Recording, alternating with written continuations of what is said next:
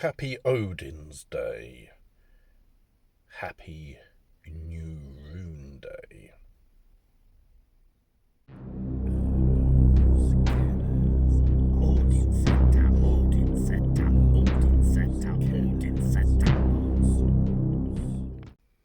So my intention this week is to follow comments made on this channel as a suggestion and really take on board some of those sort of buzz phrases, if you like, where it's just that sort of the student can teach the master, or really by focusing sometimes on where you've been and reviewing it and trying to sort of present it in a simplified way, or returning to your roots, if you like, you can readdress something and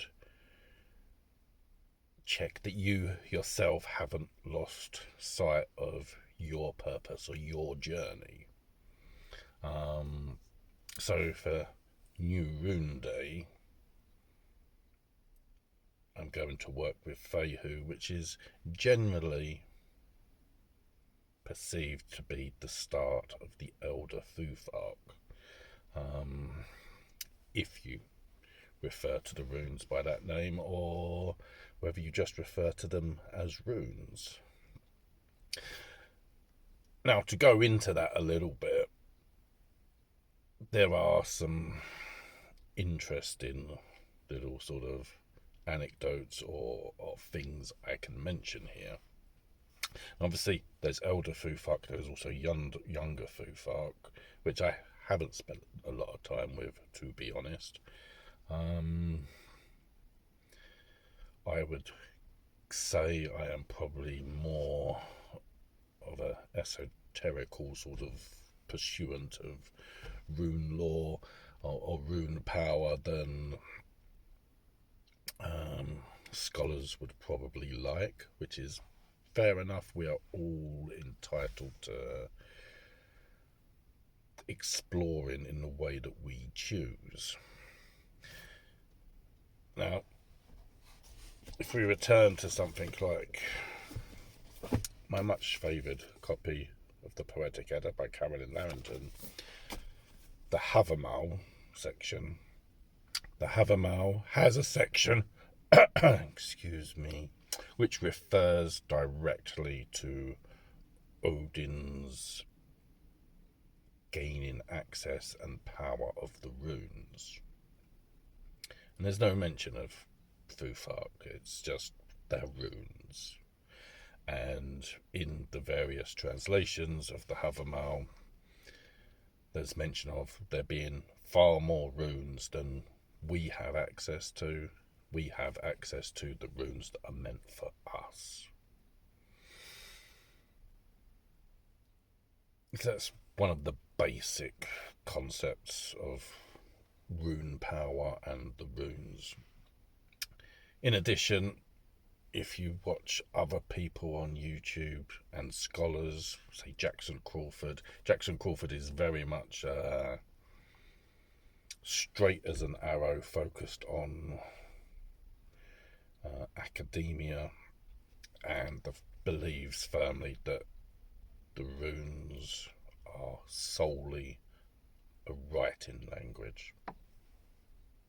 That's okay. That's the course Jackson Crawford wants to take. My personal opinion, with much of what we have in Asatru, Norse Paganism, Heathenry, Animism, is these stories, this lore, has multiple dimensions to them. I'm not sort of saying there's like a multiverse of stuff. It's more a case of these stories have a principle layer that if you don't want to bother thinking about it, you can just read it and go, well, that's interesting. Then you can break down sort of things like the kennings in the stories, or what's not being said in the stories, as a way of developing your understanding of these stories, whether they're metaphorical or what else is going on in the layers of each story. And I think the runes are the same. Yes, they can be used for writing, and were used for writing. They're also more. And obviously, the more side of it is not necessarily for everyone. And if I am to say what is at the heart of heathenry, it is the reciprocity, the gifting cycle, the working with the faith and the gods, the ancestors, the land wights. Everything revolves around, really,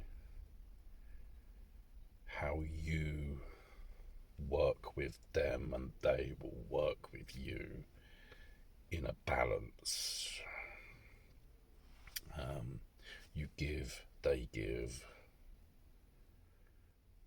and it's all about, really, like at the start of the Havamal, being a good guest and being a good host.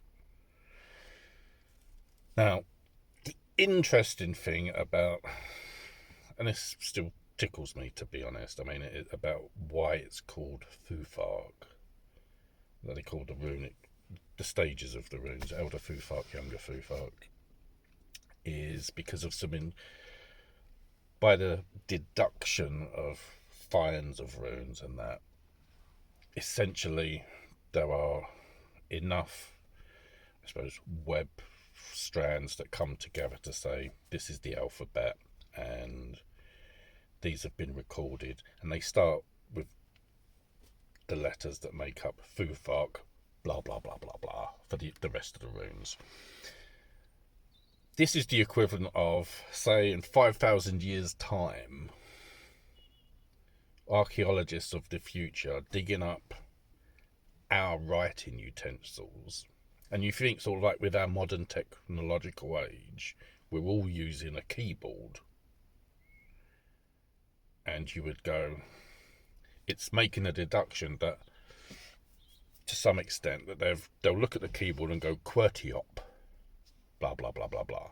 So the people, our modern day, in the future, people might go, well, they used these letters, and we shall call it Elder QWERTYop. And it may be, if you take into account the shifts in use, like emojis or abbreviations for text language, it'll be Younger QWERTYop or something. And they're kind of the differences that you see with the way runes are treated, if you treat them solely as a language to some extent.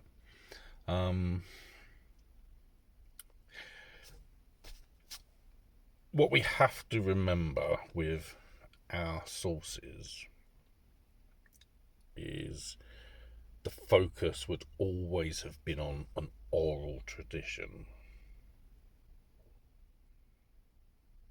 and experience.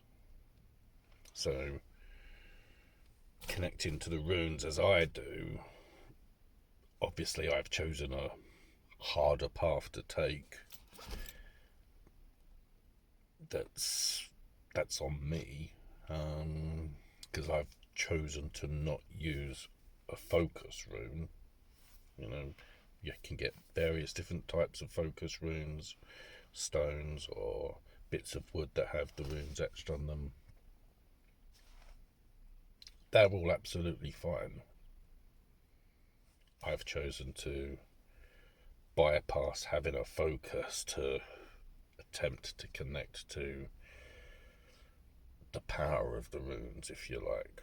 And you are more than welcome to make your own conclusions about why I choose to do that, if that has any worth or not. Again, really, at the heart of this is what you choose to do. What I choose to do, I am investigating, I am seeking, I'm trying to understand how the runes work at deeper levels. And it's a focus. And, you know, in all fairness, a lot of people don't want to do that work. Say, you might choose to go, well, here's a good book, Runes for Beginners. And it is a decent book by Lisa Chamberlain. It's not the best book. But if you want to dip your toes into the waters of runes, it's a great source.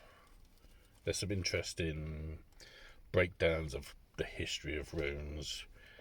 It's very much from a neo-pagan sort of slant. It's not a problem. It gives you a beginner's level of whetting your appetite. Now, this rune primer by Sweyn Plowright, I tend to favour looking into this if I need to, and that focuses on facts or keeps things simple, and then puts the onus on you to make of that what you choose to do. And again, it's not necessarily perfect. It will give you some answers. It will give you some food for thought. But it isn't necessarily wrong or right.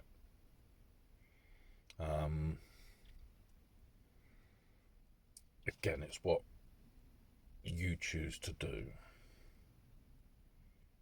And what you choose to do is right for you. And, you know, there's always going to be people that if you share things like I do on YouTube, that, you know, people can be critical, mocking, or intrigued and favourable. You got to take the good with the bad. Like, I think over the weekend I feel like I've passed a milestone, having had someone, clearly a Christian, comment on one of my videos with their dig and praying for me, which is, I know, par for the course, to be fair, and I wish them well. Getting into arguments about those sort of things don't really interest me. I digress. Anyway,